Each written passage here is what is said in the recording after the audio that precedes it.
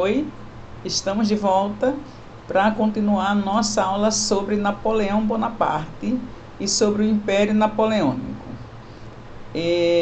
Então, o Império Napoleônico, como eu já disse, né, que foi muito importante para a França, depois da fuga de Napoleão da ilha de Elba, e um breve governo de 100, ele teve um governo de 100 dias, como eu já disse, né? Ele voltou tentando reassumir o governo, mas, como eu também já disse na outra aula, ele não teve muito apoio do governo e do povo, então ele acabou sendo preso pelos ingleses, né? E aí ele foi mandado para uma prisão mais distante, dessa vez na de Santa Helena, né? Onde depois veio a falecer.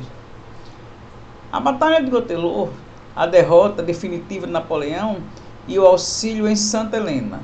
Então, o exílio em Santa Helena, né? O Waterloo foi a batalha que ele perdeu, né? Onde ele foi preso. E daí ele voltou para a prisão, pronto. Depois de lá, ele nunca mais voltou. O Congresso de Viena e os princípios da legitimidade do equilíbrio. Então, depois que Napoleão foi preso e depois da sua morte, depois do governo de 100 dias, então a França queria voltar ao antigo regime, como se a Revolução Francesa nunca tivesse existido. Então vejam, no governo de 100 dias refere-se ao período compreendido entre 1 de março de 1815, quando Napoleão retoma ao seu exílio na ilha de Elba, e 18 de julho do mesmo ano, quando seu exército, a Grande Armes, é vencido na Batalha de Waterloo. Então, essa foi o fim. Apesar de que ele lutou muito, mas essa derrota para ele, eu acho que ele perdeu assim a vontade de lutar, né? Então, sem apoio, derrotado, ele acabou sendo preso e esquecido. A Europa reunida prossegue a luta contra o exército francês. Napoleão entra na Bélgica em 15 de outubro de 1815, mas é derrotado pelos ingleses na Batalha de Waterloo. Renuncia então pela segunda vez. Esse período é a fase final das guerras napoleônicas, assim como do Império Francês de Napoleão Bonaparte. E então chegou o fim do Império de Napoleão. Hoje Napoleão faz parte da história da França, é mais uma lembrança de um herói do passado, né, que conseguiu vencer várias batalhas e trouxe muitas glórias para a França na época. Hoje é reverenciado como sendo uma figura muito importante para a história do povo francês. O Congresso de Viena aconteceu logo após a morte de Napoleão. Os governantes dos países que venceram Napoleão se reuniram nesse congresso, na Áustria, para restabelecer a divisão política da Europa, decidindo sobre as fronteiras territoriais dos países europeus. Então, foi aí que, com a morte de Napoleão, os nobres desses países europeus queriam retomar o poder absolutista, né, contrariando tudo que tinha acontecido durante a Revolução Francesa. Mas agora ficaria mais difícil. Por quê? Porque agora o povo já estava mais esclarecido, o povo agora já estava lutando pelos seus direitos. Então, mesmo que esses governantes voltassem ao poder, eles não teriam mais tanto prestígio, tanta autoridade como antes da Revolução Francesa, que havia lutado pelos ideais de liberdade, igualdade e fraternidade, que até hoje é o lema da bandeira da França, que tem as três cores, né? Vermelha, branca e azul, onde o branco representa a fraternidade e a paz, o azul a liberdade, que representa o céu, o azul do céu, e o vermelho, que representa o sangue, a igualdade entre os povos. Então, depois da Revolução Francesa, nada mais voltaria a ser como antes. Mesmo que os poderosos quisessem retomar o absolutismo, não seria mais possível, porque agora o povo já tinha aprendido a lutar, né, a reivindicar seus direitos. Os principais participantes desse congresso de Viena foram os países mais considerados assim, vamos dizer, que antes da Revolução Francesa eram absolutistas, como no caso a Áustria, a Rússia, a Prússia, Inglaterra e França. Inglaterra porque era rival da França, e a França porque estava querendo reatar com os absolutistas e apagar de vez tudo que tinha acontecido na Revolução Francesa. Então, durante a época de Napoleão, nada disso seria possível, mas depois que da sua morte, as autoridades francesas se juntaram a esses países para reatar a época absolutista na Europa, e eles achavam que só assim os países ganhariam poder e hegemonia diante do mundo.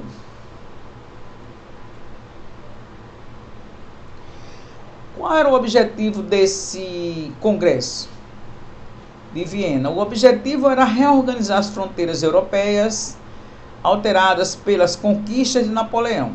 As guerras de Napoleão alteraram as fronteiras, né? A França conquistou vários territórios que antes pertenciam a outros países. Mas aí, depois da morte, esses países recuperaram os seus territórios e foram organizando as fronteiras desde antes da época de Napoleão. Eles também passaram a restaurar a ordem absoluta do antigo regime.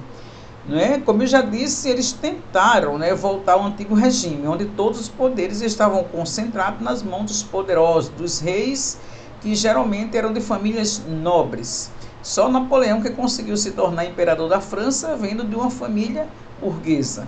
Mas as outras dinastias francesas, todos eram de famílias nobres. Assim, o fim da época napoleônica, que provocou mudanças políticas e econômicas em toda a Europa, os países vencedores, como Áustria, Rússia, Prússia e Reino Unido, sentiram a necessidade de selar um tratado para estabelecer a paz e a estabilidade política na Europa. Então, eles achavam que deveriam recuperar todos os poderes desde antes da Revolução, já que momentos de instabilidade eram vividos e temia-se uma nova revolução. Então, eles tinham que assumir o poder para evitar uma nova revolução assim, parecida com a Revolução Francesa, porque a Revolução Francesa era aquela que acabava com as autoridades reais, as autoridades absolutas. Durante o absolutismo, as pessoas eram consideradas, vamos dizer assim, súditas dos reis, As pessoas não tinham vontade própria, eram estabelecidas normas e o povo tinha que cumprir. Se não cumprisse, era mandado para uma prisão. Lá na França tinha uma prisão chamada a Bastilha, que era uma prisão de segurança máxima para onde iam todos os inimigos do rei. Então, as pessoas que não obedecessem os reis absolutistas, antes da Revolução Francesa, iam para essa prisão. E lá ficavam, durante muito tempo. E como eu disse, essas prisões não tinham nenhum tipo de ventilação, a comida servida lá era péssima, e as pessoas começavam a ficar doentes. E muitos deles morriam nessas prisões. Então, tinham pessoas que pegavam a prisão perpétua, sumiam, desapareciam lá nos porões da prisão, ninguém sabia que fim levavam. Foi aí que, durante a tomada da Bastilha, quando as pessoas começaram a se rebelar, muitas pessoas se uniram para acabar com a Bastilha. É claro que o governo autoritário francês, nessa época, não deixou as coisas acontecerem dessa forma. Então, as pessoas foram punidas, muitas pessoas foram mortas, fuziladas, outras foram enforcadas, mas o fato é que grande parte deles conseguiram desarticular a Bastilha, é aquela tal história, não se faz um omelete sem quebrar alguns ovos. Então, muitas pessoas morreram, mas a Bastilha foi desativada e as pessoas que ainda estavam presas lá porque haviam contrariado as autoridades reais, absolutistas, foram soltas. Então, tudo isso foi o começo da Revolução. Então, esses dirigentes europeus, né, que depois da morte de Napoleão, temiam que uma nova revolução acontecesse. E se acontecesse uma nova revolução, ia ter vamos dizer assim, muitas guerras na Europa, e o prejuízo econômico e o desprestígio das autoridades reais ia ser grande. Então, era preciso logo impor a ordem para que não houvesse uma nova revolução com a mesma proporção da Revolução Francesa.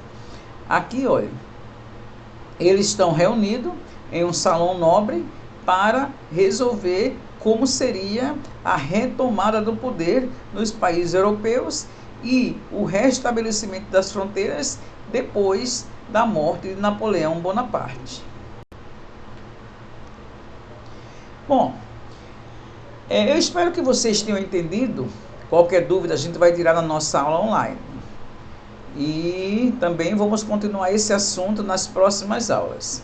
A nossa atividade de hoje, você vai pegar o livro na página 79. Eu tentei copiar uma página aí do livro, que está aí nesse slide. A letra ficou pequena, mas você é só abrir o livro na página 79 que esse exercício está lá. Você tem um textozinho ali na questão 5, você não precisa copiar o texto, mas as questões sim. Você vai copiar no seu caderno, resolver, né? Você pode criar suas próprias respostas, que na nossa aula online a gente vai tirar todas as dúvidas e vamos corrigir a atividade. Como eu sempre digo, a sua resposta não precisa estar igualzinha à minha, né? Você pode criar sua própria resposta, tirar sua própria conclusão sobre a questão, desde que não fuja do assunto, não fuja da proposta que foi imposta para vocês, ok? Então, tem aí as questões, né? Vocês vão fazer até a questão de número 6, né? A questão 6 que tem um textinho, que vocês, como eu já disse, só copiam a questão, resolvem no caderno e na próxima aula a gente vai corrigir. Beijo grande, até a próxima aula, né? E desejo tudo de bom para vocês e que essa fase termine rápido para a gente voltar às nossas aulas presenciais.